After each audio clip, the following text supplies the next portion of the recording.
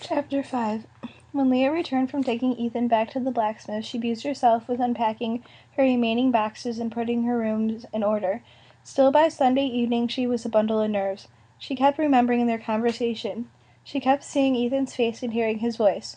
There had been times in her life when once a guy showed an interest in her, she would drop him because the thrill had only in the chase. It wasn't that way with Ethan. He was special to her in ways she didn't even understand.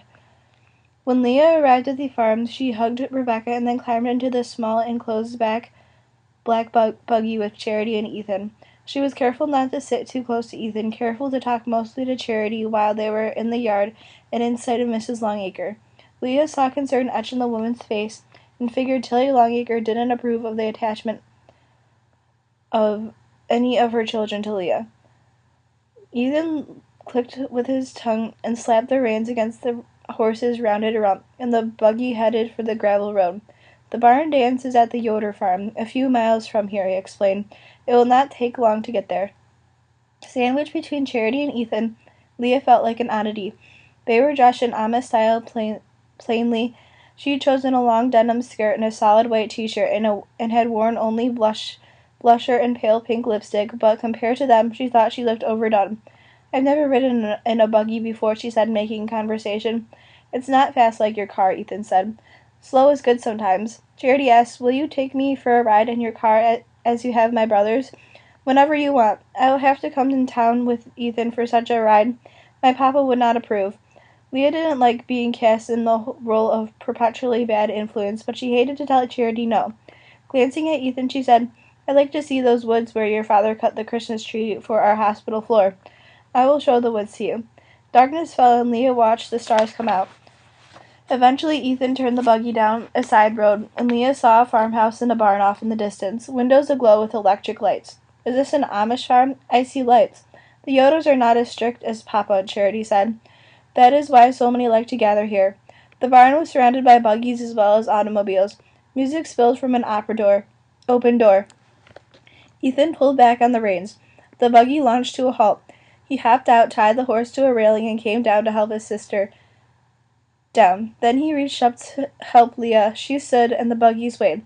I'm not used to floors that keep moving after the vehicle stops, she said with a nervous laugh. The horse shifted, and Ethan's strong hand gripped her waist. He lifted her as effortlessly as she'd been a doll. She stood on the ground facing him, his hand still encircling her waist, and for a moment she could scarcely catch her breath. He smelled fresh and clean like soap. He'd left his hat on the seat, and his homespun shirt was open at the neck, making him look less Amish. For my sake, she wondered. Once inside, Leah tried to ignore all the eyes that stared and the heads that turned. The gathering was large, full of kids in their early teens, dressed in a mix of plain Amish and modern clothing.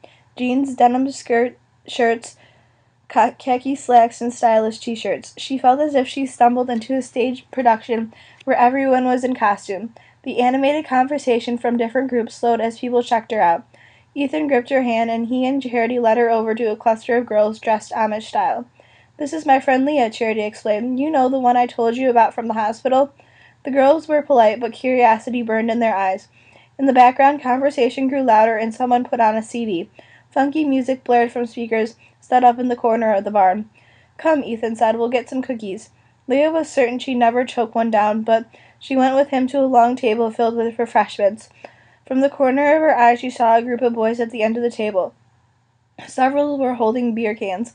Are they drinking beer? She asked. Yes, some of the boys sneak in sometimes, he said, giving a disapproving look. But it should not be here. He looked at her. If you'd like one, I can get it for you. I know they have more outside. No, wait, I hate the taste of that stuff. Leah was surprised to see boys drinking. I guess I have a lot to learn about you, Amish, Leah said, taking a cup of punch from him. Things are not always what they seem, Leah.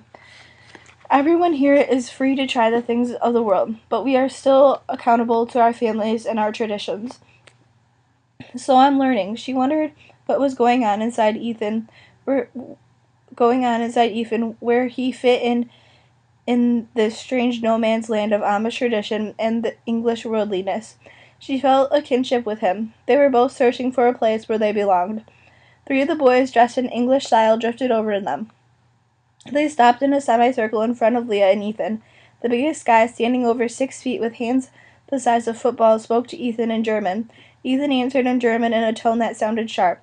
Then Ethan said in English, "Jonah, say what you want to say in English."